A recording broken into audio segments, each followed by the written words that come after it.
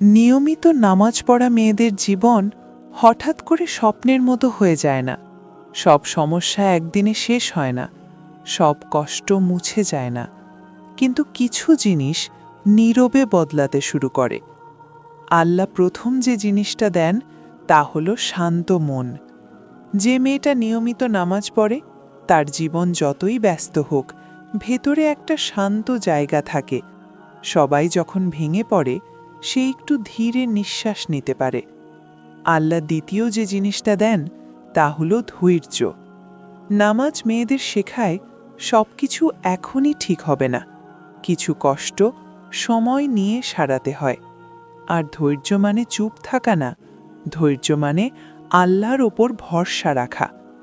নিয়মিত নামাজ পড়া মেয়েরা আল্লাহর কাছে একা থাকে না, মানুষ পাশে না থাকলেও আল্লাহ পাশে থাকেন।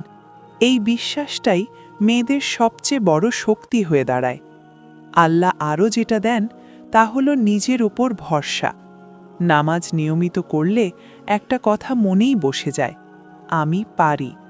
এই আত্মবিশ্বাস পড়াশোনা, কাজ, সংসার সব জায়গায় কাজে লাগে। অনেকেই ভাবে আমি তো নিয়মিত নামাজ পড়ি, কিন্তু আমার কষ্ট কমছে না। সত্যিটা হলো নামাজ কষ্ট কমানোর চুক্তি না, নামাজ হলো কষ্ট সহ্য করার শক্তি। নিয়মিত নামাজ পড়া মেয়েরা ধীরে ধীরে বদলে যায়। তারা সব কিছুর উত্তর মানুষের কাছে খোঁজে না, তারা জানে সব প্রশ্নের উত্তর আল্লাহর কাছে আছে।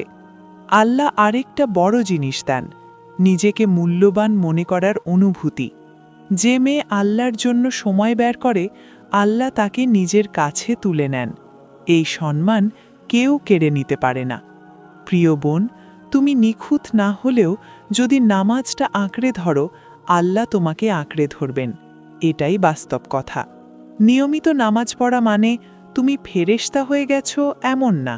নিয়মিত নামাজ মানে তুমি বারবার ফিরে আসছো, আর আল্লাহর কাছে ফিরে আসাই সবচেয়ে প্রিয়। এই ভিডিওটা যদি আপনার মনে একটু শান্তি, আশা বা সাহস এনে দেয়, তাহলে একটা লাইক দিয়ে জানান, যেন আমরা বুঝতে পারি এই কথাগুলো আপনার কাছে পৌঁছেছে।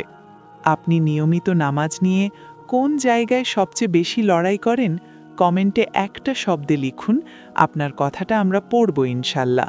আর এমন আরও মুসলিম সিস্টার্স ফোকাসড ইসলামিক মোটিভেশন পেতে চাইলে চ্যানেল সাবস্ক্রাইব করুন এবং পাশে থাকুন। এই ভিডিওটা আপনার সেই বোনের সাথে শেয়ার করুন যার এই কথাগুলো আজ দরকার।